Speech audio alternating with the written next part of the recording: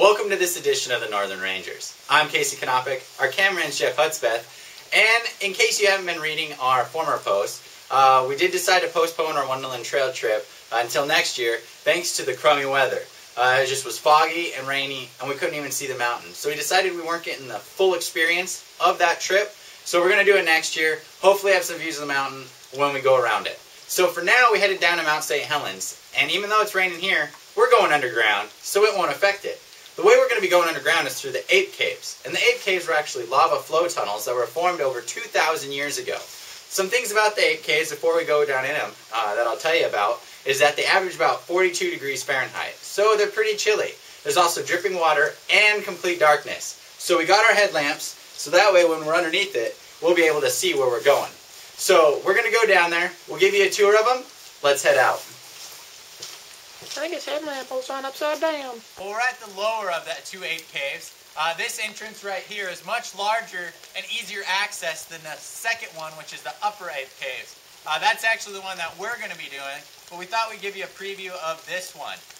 Originally, they had to use ropes to get down into these caves, and then it became a wooden ladder. And now, in the 1960s, they actually built this stairwell that is right here.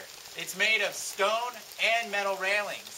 So it can be slick, but it's definitely a lot easier than trying to go up it or down it on a rope or even a rope ladder.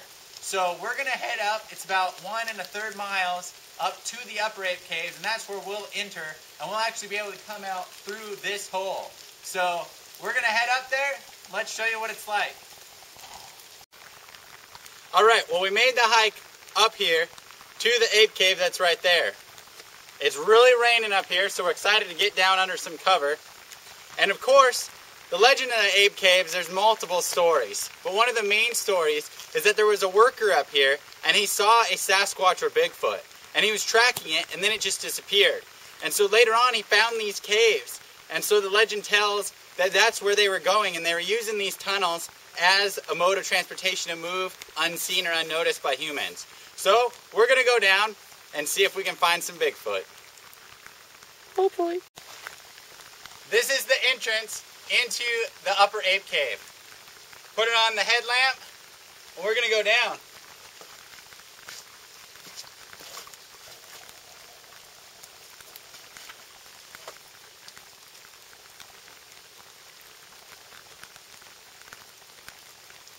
Here we go.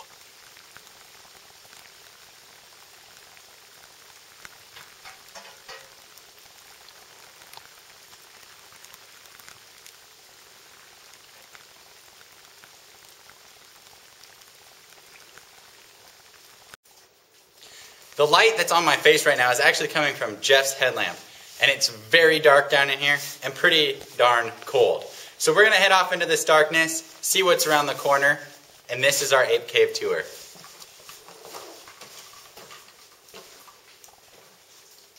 Can't see him no more. One thing about this tunnel is the number of obstacles that are in it. The lower tunnel doesn't really have too many. However, the upper one has these rock piles that you got to scramble over. It's pretty dark. I know you can't see it too well, but that's our view. Here's some of the rock sides of the tunnel. It's not really that tall, probably about 14 feet, I'd say, at the highest point right now. So we're going to head on, and we'll see what is up ahead. There are a number of open holes along the Ape Caves that look down into them. This tree even has fallen down into this one. But that's where we're going, back into the darkness.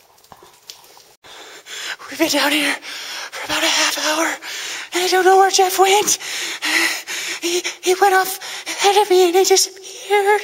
It's dark and I'm so scared. Who's it? Who's it?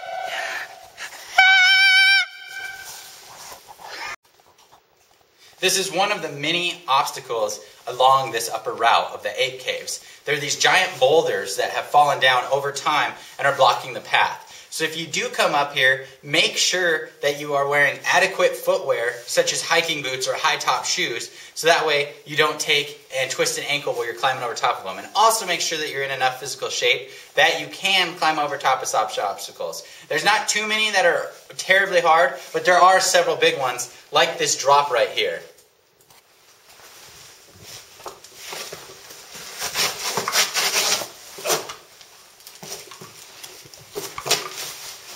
So I made it down, but it definitely would be harder on somebody who either had bad knees or wasn't in shape. Let's continue down into the darkness.